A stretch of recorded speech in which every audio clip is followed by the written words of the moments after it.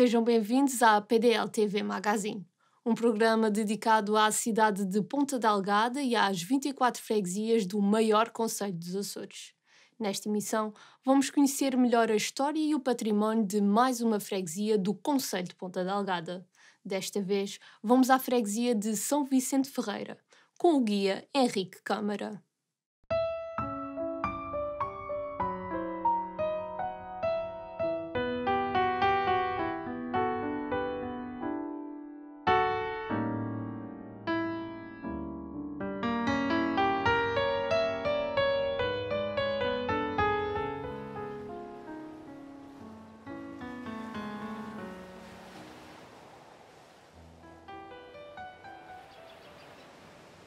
Olá, sou o Henrique Câmara. Estamos aqui em São Vicente Ferreira para fazer uma visita por esta freguesia de Ponta Delgada, situada na Costa Norte.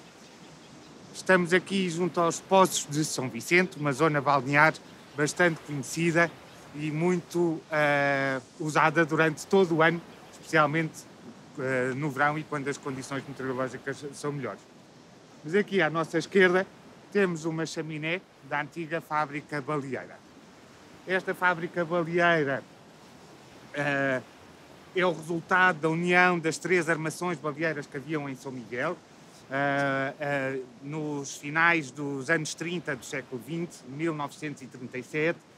É muito importante dizer que o óleo de baleia, o âmbar cinzento, que é uma pedra semi-preciosa que era usada em joalharia, e o espermacete que estava junto ao cérebro do cachalote eram muito importantes para a indústria e também para o uso doméstico.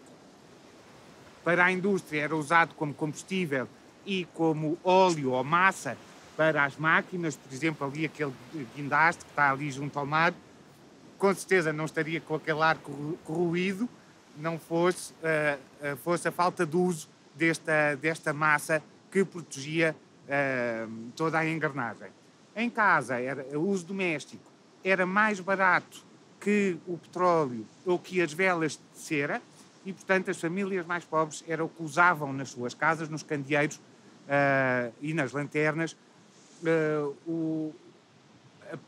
A parte negativa era que deixava um cheiro a gordura queimada, a gordura animal queimada, um género banha queimada. Esta fábrica funcionou então do início dos anos 40, inicialmente com uma caldeira a vapor comprada a uma fábrica de linho e o autoclave, isto é, uma grande panela de pressão pedida emprestada a uma fábrica de álcool. Em 1945, o engenheiro Pedro Simbron constrói então, edifica esta fábrica, que só resta a chaminé, e no final dos anos 40 já existiam 7 autoclaves. Estas grandes panelas de pressão o que faziam era reduzir a farinhas toda a carcaça do cachalote ou da baleia, especialmente do cachalote, era o que era caçado aqui. O óleo e a gordura da baleia deixou de ser importante, e portanto, porque o petróleo tornou-se mais barato, porque já começou a haver eletricidade pública, desde o início, desde finais do século XIX. Já há fábricas de eletricidade aqui na Ilha de São Miguel. Portanto, o uso reduz. Porém, o preço da farinha tem grande valor.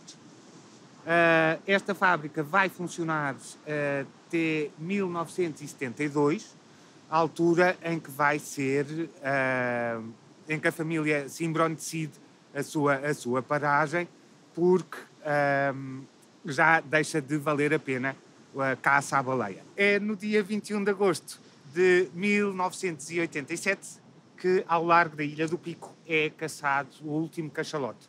Já Portugal tinha assinado uma convenção das Nações Unidas para a proteção das baleias e cachalotes. Uma curiosidade, julga-se que, e quando se fala na caça à baleia, imaginamos os pescadores, não são pescadores. Aliás, são tudo menos pescadores. Imagino que os pescadores e o nosso sistema de pesca aqui em São Miguel é noturno, portanto os pescadores pescam à noite, e agora imagine que de manhã eram chamados para ir caçar baleia, quer dizer, ninguém aguentava passar horas a remar atrás de cachalotes ou de baleias. Portanto, os baleeiros eram normalmente lavradores. De lembrar que 1960, 70% da população da ilha de São Miguel são lavradores e, portanto, são lavradores, são artesãos, são pintores, são marceneiros. Eram lançados foguetes ou eram tocados os sinos e essa gente, esses baleeiros, vinham e reuniam-se aqui no portinho de São Vicente. Para terem uma ideia, no final dos anos 60, foram caçados no arquipélago 751 cachalotes, produzindo 16 mil barris de óleo de baleia.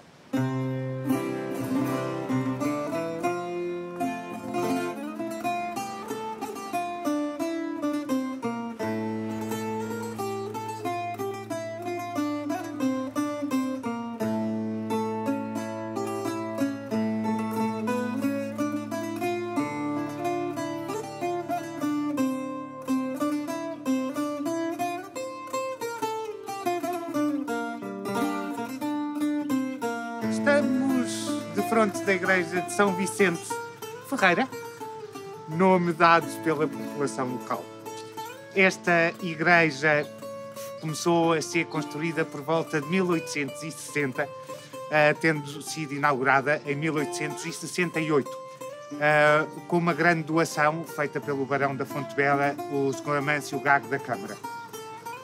No local desta igreja, anteriormente existia uma pequena ermida, essa ermida também a São Vicente Ferrer, e anteriormente a isso uma outra pequena ermida de culto local, a Nossa Senhora da Boa Hora. São Vicente começa de facto a desenvolver-se a partir deste núcleo da igreja, como era natural, normalmente afastado da costa, quer por causa dos ventos, quer por causa dos ataques de piratas que aconteceram em toda a ilha de São Miguel até ao século XIX. Estamos no interior da igreja de São Vicente Ferreira. Podemos ver atrás de mim a sua imagem, uma imagem dos finais do século XIX, e podemos ver que São Vicente era um frade dominicano, uma das ordens mais importantes até à mudança do século. Toda esta igreja, quer aqui na Capela Mor, quer depois no corpo da igreja, do edifício, está recheada de azulejos que datam do início do século, anos 30 do século XX, e que retratam, assim como os azulejos da igreja do Convento da Esperança, a vida de São Vicente. Principalmente aqui no corpo da Capela Mor. Temos depois, representando a vida do santo, os vitrais esses que também datam do século XX. Aqui à minha esquerda temos um Sagrado Coração de Jesus e à minha direita uma Nossa Senhora da Conceição, uma Nossa Senhora do Rosário e uma pequena imagem de Santo Antão, protetor dos agricultores, padroeiro dos agricultores e dos animais. Portanto, muito importante de reparar que esta pequena imagem, não só o santo tem um sino, como tem um porco junto aos pés dele. No coro alto da igreja podemos ver um órgão esse também do início do século XX, que foi construído e montado na horta na Ilha de Faial.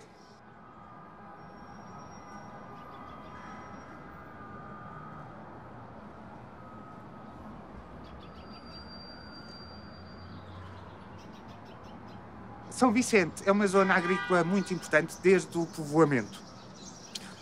Claro que inicialmente com a vinha e com os cereais, o milho, o trigo, o centeio, a cevada.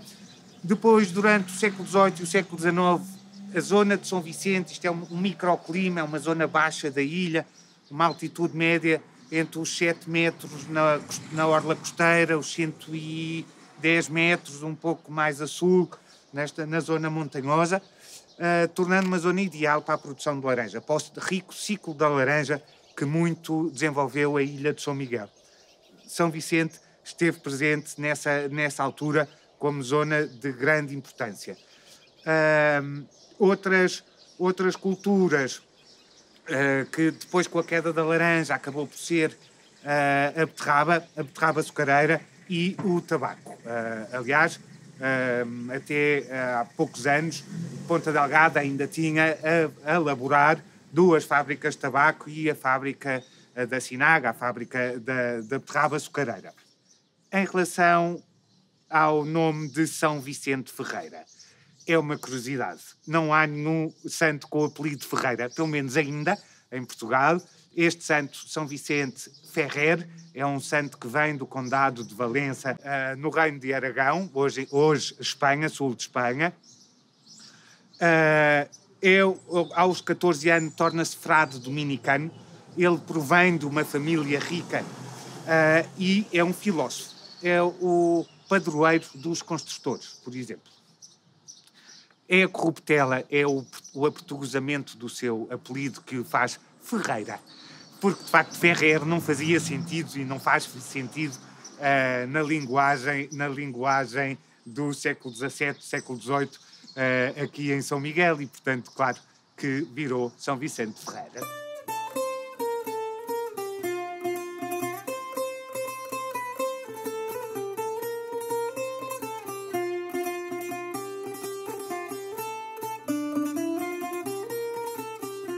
Terminamos o nosso passeio aqui por São Vicente Ferreira, aqui no Jardim Público Morgado de Barbosa.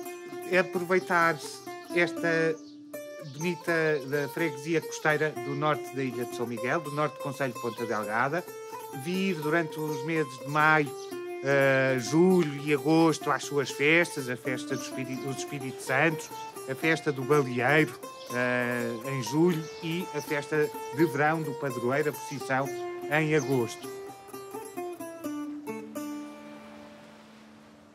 Como já é habitual nestes programas, depois de conhecermos a terra, vamos conhecer as suas gentes. Desta vez estivemos à conversa com Rui Rosa, do Grupo Desportivo de São Vicente Ferreira. Em relação ao grupo desportivo, a fundação dele consta nos estatutos que anda à volta dos anos 80. Se bem que há relatos de que já havia um grupo de amigos que começaram no ciclismo, ou seja, começaram lá a fazer as suas provas de ciclismo, entretanto fundaram um clube. A partir daí surgiu o futebol salão, que hoje é futsal, ou depois mais tarde que surgiu o futsal, que era disputado aqui o futsal aqui no local desse pavilhão, mas num ringue de cimento, em que, na altura só havia os torneios organizados pelo Grupo de São Vicente Ferreira, organizados por outros clubes, onde havia essa partilha de competições. Tem ali relatos também que houve o atletismo, ou seja, ao longo desses anos teve altos e teve baixos, houve uma paragem em que depois surgiu em 2017 a hipótese de a gente poder avançar outra vez, pegar outra vez novamente no clube e levantar o clube que estava parado, em termos de modalidades estava parado. Atualmente, a gente tem mais ou menos à volta de 60 atletas, dividido por três modalidades, em que uma delas é o futsal, em que temos uma equipa de juvenis e uma de séniores a participar no campeonato de São Miguel da Associação de Futebol Ponta Delgada, e temos uma equipa de ciclismo também. Na mesma equipa de ciclismo há as várias competições, digamos assim, ao XCO, a Estrada, pronto. E temos também uma equipa que arrancou o ano passado de trail run, ou seja, é atletismo, mas só que é feito em troços, em caminhos de terra, trilhos, ou seja, pronto. E essa, no total, é o que temos, é à volta de 60 atletas, tentar criar provas, como já criamos por 2 vezes uma maratona de ciclismo, coisa que já não havia há muito ano em São Vicente, juntamente com a Associação de Ciclismo Ponta Delgada também, e com o apoio da Junta de Freguesia, já se criou 2 provas de BTT organizadas pelo Executivo, e também uma aí que foi um circuito que era para continuar, mas dada a situação da pandemia, teve que parar, que era um circuito de ciclismo, que foi feito pela Associação de Ciclismo de São Miguel, com o apoio do Grupo Executivo e da Junta de Freguesia de São Vicente Ferreira. Mas pronto, mas é isso que nos faz também continuar, persistir e tentar e criar condições também, porque um dia a gente quando saia quer entrar, ter condições em termos materiais e edifício e tudo, para depois também ser mais fácil para continuar. A ideia também parte por aí. É fazer agora e deixar para o futuro em que fique melhor para quem vier a seguir. Em relação às crianças, a nossa ideia é que seja uma influência boa, que lhes faça gostar do clube e trazer-lhes para cá, para terem modalidades, para poderem exercer, fazer exercício físico. E a ideia também parte por aí. Pronto, mas isso também é preciso que eles também venham ao nosso encontro. E a gente também é um encontro deles. Porque a gente tinha aí um escalão de traquinas, que eram uns miúdos pequenos, e o ano passado já houve umas paragens e a gente este ano já não avançou com aquele escalão, porque, dada essa situação, ainda era crianças mais pequenas ainda, o risco ainda era maior, ou seja, pronto, e foi um passo atrás, que no futuro a gente quer continuar com isso outra vez. Pronto, funcionava assim e a gente chegou até aí 15, 16 e mais miúdos aí, e era engraçado ver. E depois aquilo é encontros que são feitos entre os vários clubes que têm aquele escalão, e ora, uma vez o grupo executivo a organizar, uma vez ou é outro, e aquilo depois juntava-se as equipas todas aqui, e aquilo é dividido o campo em 4, em que elas jogam todas entre si.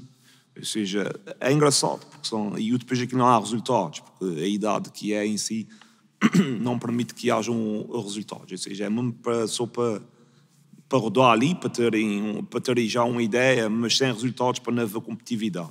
Como são crianças muito novas ainda, já criar ali uma competitividade provavelmente não é o mais adequado para a idade deles. Quando a gente conseguiu formar uma equipa de iniciados, para mim foi marcante, pronto, porque era a nossa primeira equipa, ou seja, teve parado e consegui equipamentos, consegui bolas, para mim isso são tudo momentos marcantes, todas aquelas etapas que a gente vai conseguindo, formou uma equipa de séniores, para mim é um momento marcante. Organizar uma prova de ciclismo ou de BTT, que é uma prova que dá muito trabalho para organizar, para mim são tudo momentos marcantes. Em termos de vitórias, pronto, para mim são vitórias porque é conseguir algo que a gente projeta, fazer um dia, pronto, e tudo aquilo que se consegue fazer para mim são vitórias.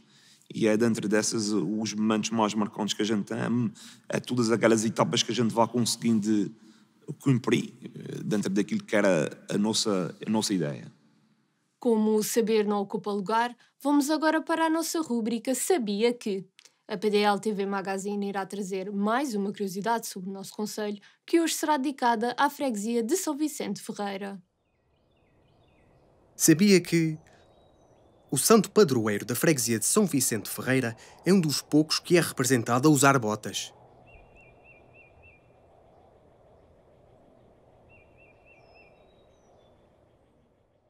Seguimos agora para mais um momento cultural com a nossa sugestão de leitura da semana numa das livrarias da nossa cidade. Este livro que vos trago hoje chama-se o Soneto da Separação, em que ele inspira-se no Soneto da Separação do Vinícius de Moraes, do brasileiro, em que ele dá o toque, dá-lhe, digamos, o mote para desenvolver a sua poesia neste livro. Daniel Gonçalves, que vive em Santa Maria, tem sido um poeta de culto já. Tem toda uma geração mais jovem que segue com muito cuidado tudo aquilo que ele publica. Ele é um talentoso poeta a escrever nos Açores. Eu recomendo vivamente, quem não o conhece, que o descubra. Esta capa é uma capa, ele tem todo o cuidado sempre na produção dos seus livros. Alguns deles são edições do Atur, outros não. Outros são de editoras, já editou precisamente aqui na Artes e Letras também. Ele tem uma outra editora que é a Confraria do Silêncio, que é um nome muito bonito. E por exemplo, esta capa aqui, todo o cuidado que ele impõe, é uma capa do Pep Bricks, que são muito parceiros e companheiros em termos de produção, em que o Pep faz sempre, quase sempre, as capas do Daniel Gonçalves. Portanto, é uma dupla de Santa Maria incrível e espetacular em termos da sua criação literária, com a expressão na poesia. Daniel Gonçalves, um nome a reter e a descobrir, para não ficarmos só por aquele grande tesouro que vive em Santa Maria. É bom que a obra dele que seja mais divulgada e que circule, não só nos Açores, mas para fora também, e quem sabe para as comunidades. Daniel Gonçalves, o Soneto da Separação. Despedimos assim de quem vive Ponta Delgada com alma e coração. O programa encerra com um momento musical da responsabilidade de Luís Serra, um saxofonista micalense que tem vindo a desenvolver um trabalho de exploração do som na sua relação com o lugar, em especial com a natureza. Este trabalho tem levado a realizar performances em lugares únicos, como é o caso da montanha mais alta de Portugal, o Pico. Por tudo isto e muito mais, não perca este momento musical. Quanto a nós, voltamos na próxima semana para mais uma breve visita à nossa cidade e ao nosso concelho. Até breve.